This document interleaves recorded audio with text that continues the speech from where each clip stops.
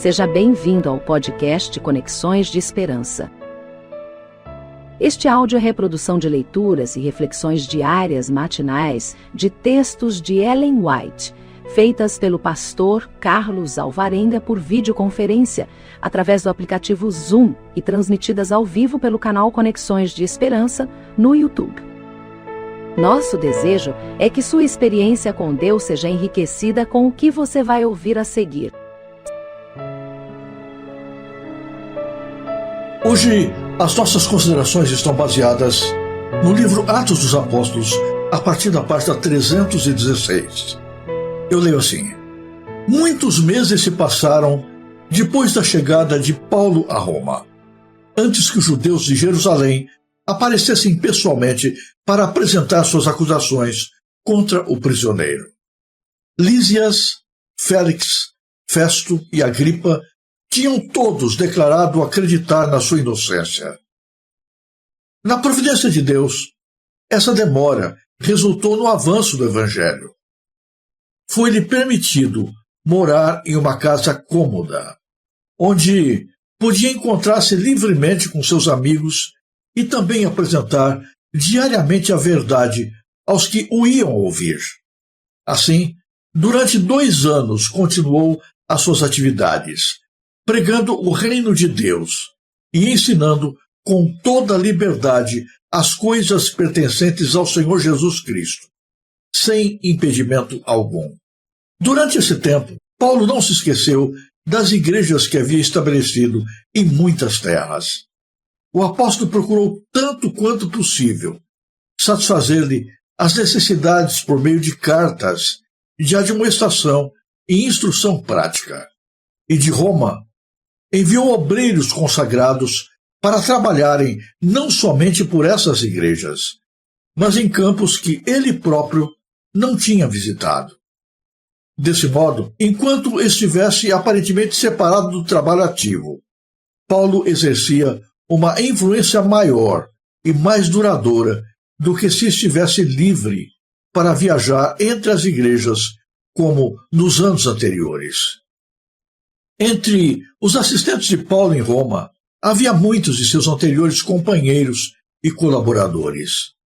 Lucas, o médico amado, estava ainda com ele.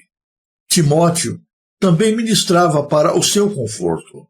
Tíquico, um irmão amado e fiel ministro, permaneceu nobremente ao lado do apóstolo. Demas e Marcos também estavam com ele.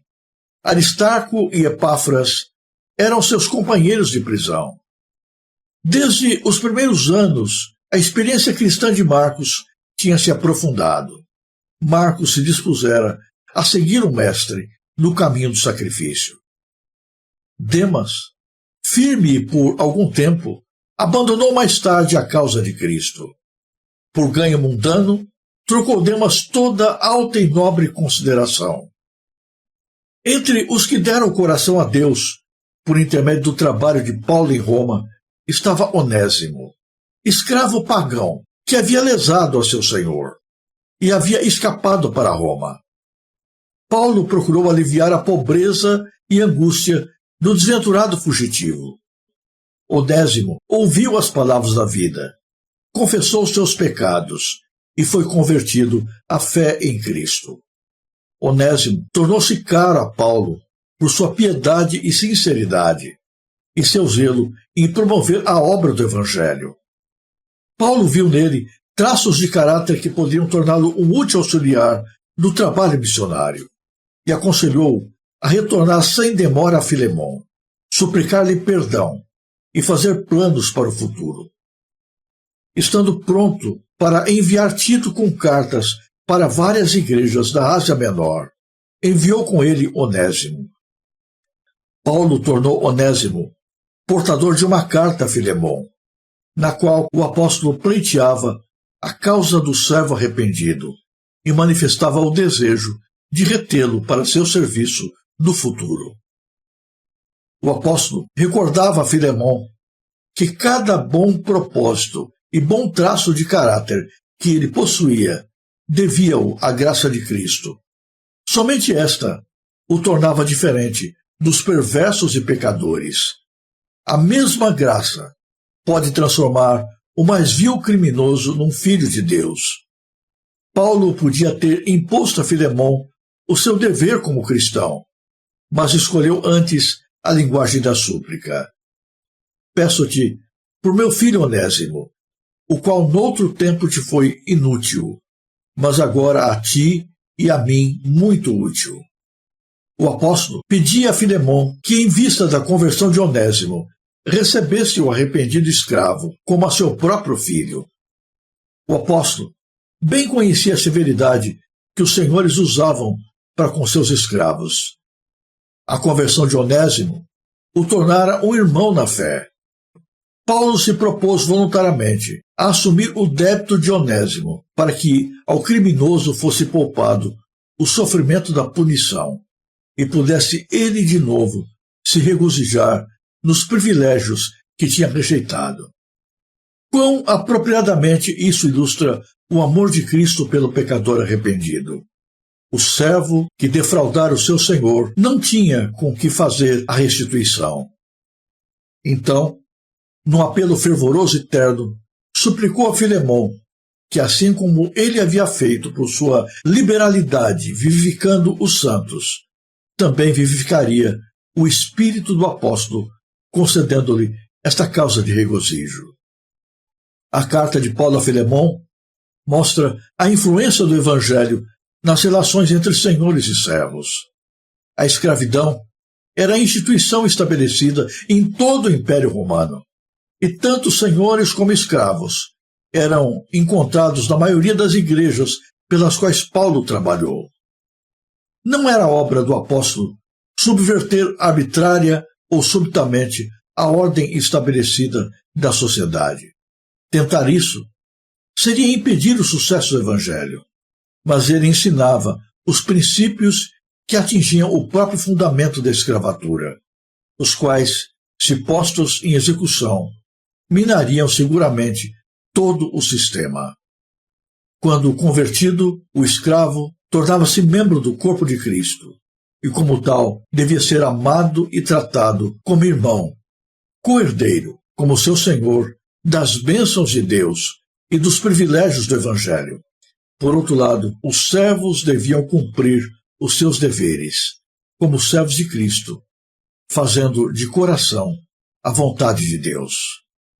O cristianismo cria um forte laço de união entre o Senhor e o servo, o rei e o súdito, o ministro do Evangelho e o degradado pecador que encontrou em Cristo a purificação do pecado. Foram lavados no mesmo sangue, vivificados pelo mesmo Espírito, e são feitos um em Cristo Jesus. Os anos de prisão de Paulo foram longos. Ele não foi julgado imediatamente quando chegou em Roma. Meses e anos se passaram, com ele ali, sem poder exercer o seu ministério pastoral, viajando de igreja para igreja, como antes fazia. Mas isso foi, de alguma forma, uma bênção. Agora, com Paulo preso, eles se sentiram na responsabilidade de assumirem posições. E quando Paulo escrevia as suas cartas, os seus escritos eram recebidos de maneira mais pronta. As pessoas estavam dispostas agora a ouvir de maneira mais atenta aquilo que Paulo dizia. Durante o período em que Paulo esteve preso em Roma, revelaram-se muitos daqueles que se colocavam ao seu lado como sendo amigos. Quando tudo vai bem, quando você tem sucesso, quando você tem algo de bom para compartilhar com as pessoas, quando os outros podem tirar vantagem de você, você certamente estará cercado de muitos amigos. Mas os amigos revelam-se verdadeiramente quando as circunstâncias mudam. Paulo não estava mais em destaque. Agora estava acorrentado e preso. Ninguém poderia obter um status especial estando junto de Paulo. E aí, foi exatamente aí que os falsos amigos se esqueceram de Paulo. E foi exatamente nesse momento, nesse ponto da vida, que os amigos verdadeiros e sinceros se revelaram. Nós encontramos alguns que abriram mão da sua liberdade e tornaram-se voluntariamente presos junto com Paulo para estar do seu lado. Não tinham nada a ganhar com isso, humanamente falando, mas fizeram isso porque amavam a Deus e a sua amizade para com o apóstolo era verdadeira e sincera. Estavam dispostos a sofrer junto com o apóstolo, a pagar o mesmo preço que ele estava pagando, para dar-lhe suporte, para estar junto dele, para não abandoná-lo à sua própria sorte. Você encontra entre estes Lucas, o médico, Timóteo, João Marcos. O mesmo João Marcos, que antes havia sido frívolo, indeciso, inseguro, imaturo. Paulo não podia ir e vir, mas essas pessoas podiam, e elas manifestaram todo o seu amor por Jesus, executando esta obra indispensável para o sucesso da igreja naqueles dias tão especiais. Alguns, a princípio, se colocaram do lado de Paulo e depois desistiram, o abandonaram. Esse foi o caso de Demas. Demas desamparou a Paulo. As palavras dão a entender que é possível que Demas tenha abandonado, inclusive, o próprio Evangelho, amando o sucesso neste mundo, ao invés de estar do lado daquele que nada tinha para lhe oferecer. As crises mostram quem são as pessoas. Não julgue que você tem muitos amigos porque você tem muitos seguidores no Facebook ou nas redes sociais. Amigo não é aquele que sorri com você nas festas. Amigo não é aquele que te bajula quando a vida lhe sorri. Amigo, de fato, é aquele que fica do seu lado quando tudo se faz trevas. Entre os conversos de Roma estava Onésimo. Onésimo era um escravo fugitivo. Ele pertencia a Filemon, mas havia sido infiel a seu senhor. Havia lhe roubado. Havia fugido para Roma. Mas o Evangelho alcançou o seu coração. E quando o Evangelho alcança a nossa alma, o Evangelho nos coloca diante do dilema de corrigirmos as coisas erradas em nossa vida. O passado já passou. Mas quando aceitamos, quando recebemos a Jesus, a presença de Cristo nos leva a fazer todo o possível para reparar os males do passado. Não é verdadeiramente um cristão arrependido aquele que diz: o passado passou e eu não preciso mais me preocupar com ele. É verdade, o passado passou. E aquilo que concerne a Deus, Deus perdoa. Mas é nossa responsabilidade, tanto quanto possível, reparar a nossa falta. E Paulo agora convence Onésimo a fazer uma coisa muito difícil, a voltar para Filemon e pedir-lhe perdão. Escreve uma carta muito significativa, que está incluída entre as epístolas do Novo Testamento. Nessa carta, Paulo recomenda que Filemon receba a Onésimo, que o perdoe, que o aceite como irmão em Cristo, que não se vingue dele, que o aceite pela graça de Jesus. E se alguma coisa Onésimo lhe devia, Paulo se propõe a pagar no lugar de Onésimo. De alguma maneira, através desta situação, Paulo ilustra a nossa condição como seres humanos. Nós somos o escravo fugitivo, o escravo pecador, o escravo que tem dívida para com seu Senhor. Nós não temos como pagar a nossa culpa, mas Jesus se dispõe a pagar a culpa por nós, para nos dar liberdade. Através da graça de Jesus Cristo, o Evangelho une senhores e servos, ricos e pobres, pessoas importantes e pessoas simples, e coloca-os todos juntos numa mesma igreja. Na igreja não é importante aquele que tem mais dinheiro, aquele que tem mais status, aquele que ocupa a posição mais importante. Na igreja, todos são iguais perante Deus, porque todos são devedores diante do Senhor, porque todos têm uma dívida que foi paga por Jesus Cristo. Nós somos devedores a Deus. Nós não temos nada em nós mesmos que nos recomende, mas Jesus pagou o preço por nós. O preço foi altíssimo, foi a sua vida. Nós somos devedores a Deus e devemos permanecer fiéis a Ele em todas as circunstâncias, em todos os momentos.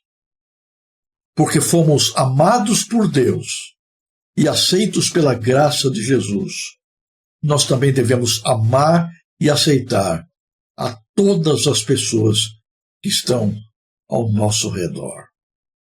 Porque Jesus havia amado e perdoado Filemon. Filemon tinha também a obrigação de amar e perdoar a Onésimo. Hoje, como cristão, você não tem direito de odiar alguém. Como cristão, você não tem direito de negar o perdão para alguém. Como diz a oração que Jesus nos ensinou, o Pai Nosso, nós só podemos pedir a Deus que perdoe as nossas dívidas quando nós estamos dispostos a perdoar aos nossos devedores.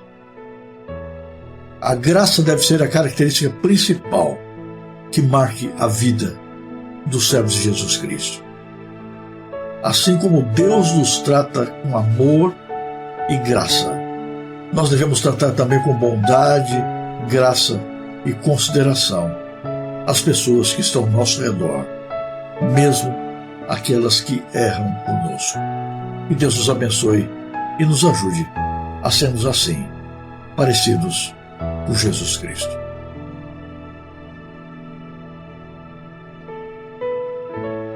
Se você apreciou este áudio, inscreva-se no canal para continuar conosco nesta jornada de crescimento espiritual.